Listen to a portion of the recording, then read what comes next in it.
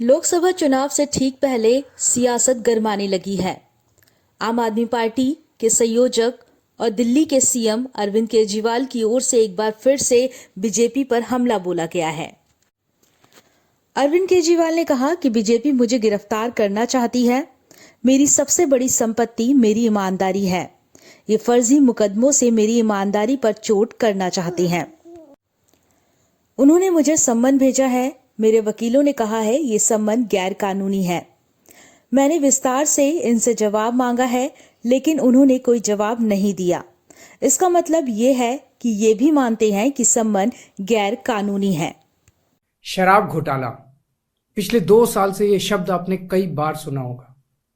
2 साल से बीजेपी की सारी एजेंसीज कई रेड मार चुकी हैं, कई लोगों को गिरफ्तार कर चुकी हैं, लेकिन अभी तक एक भी पैसे का हेरफेर कहीं नहीं मिला।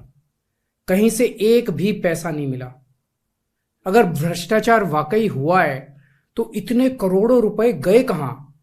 क्या सारा पैसा हवा में गायब हो गया? सच्चाई यह है कि किसी तरह का कोई भ्रष्टाचार हुआ ही नहीं। अगर होता तो पैसा भी मिलता।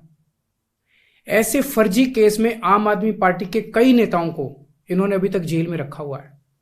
किसी के भी खिलाफ कोई सबूत नहीं है, कुछ साबित नहीं हो रहा।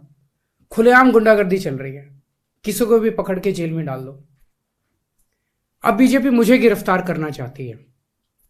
मेरी सबसे बड़ी संपत्ति, मेरी सबसे बड़ी ताकत मेरी ईमानदारी है। झूठे आरोप लगा के, फर्जी सम्मन भेज के ये मुझे बदनाम करना चाहते हैं, मेरी ईमानदारी पे चोट करना चाहते हैं। इन्होंने मुझे सम्मन भेजे हैं। मेरे वकीलों ने मुझे बताया कि ये सम्मन गैर कानूनी है। क्यों गैर कानूनी है? ये मैंने इनको विस्तार से लिख के भेजा है। मैंने बताया है कि उनके सम्मन कैसे गैर कानूनी है, लेकिन उन्होंने मेरी एक भी बात का जवाब नहीं दिया। इसका मतलब उनके पास मेरी बातों का जवाब नहीं है। इसका मतलब वे भी मानते हैं कि उनका नोटिस गैर कानूनी है। क्या मुझे एक गैर कानूनी सम्मन का पालन करना चाहिए?